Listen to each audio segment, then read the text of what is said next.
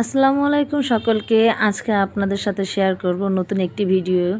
তো সামনে যেহেতু কোরবানি ঈদ, এই কোরবানিতে আশা করেছিলাম যে কোরবানি দেওয়া হবে না নানান ধরনের সমস্যার কারণে। তো যথারীতি বাচ্চার মন খারাপ হয়ে যায়, যার কারণে আমার যে জমানো টাকা ছিল ব্যাংকের মধ্যে তো সেখানে ব্যাংকটা আজকে মানে কেটে দেখছি যে এটার মধ্যে কত টাকা হয়েছে। মোটামুটি যদি ভাগে যদি কোরবানি দিতে পারি ওরকম টাকা যদি হয় তাহলে কোরবানি দিয়ে ফেলবো। তো এই তো আমার এই প্লাস্টিকের ব্যাংকটাকে কেটে নিচ্ছি, দুটা ব্যাংকের মধ্যে টাকা রেখেছি আর কি। তো টাকাগুলো বের করার সময় আমার ছোট মেয়ে দেখুন পাশে এসে কি দুষ্টামি করছে, আর আমার যে বিড়ালটা ওটাও খুব বিরক্ত করছিল। এই তো টাকাগুলো এখন বের করছি।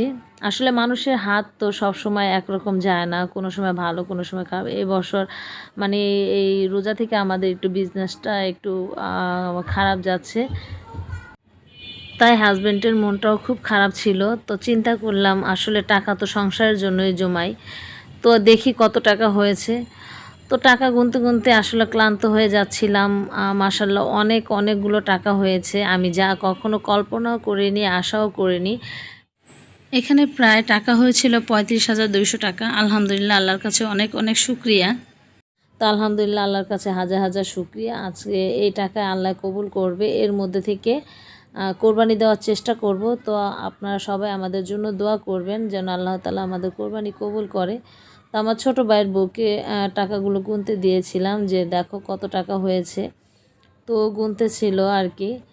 তো আজকের ভিডিওটা কেমন লাগলো অবশ্যই কমেন্ট বক্সে জানাবেন। সবাইকে আল্লাহ হাফেজ।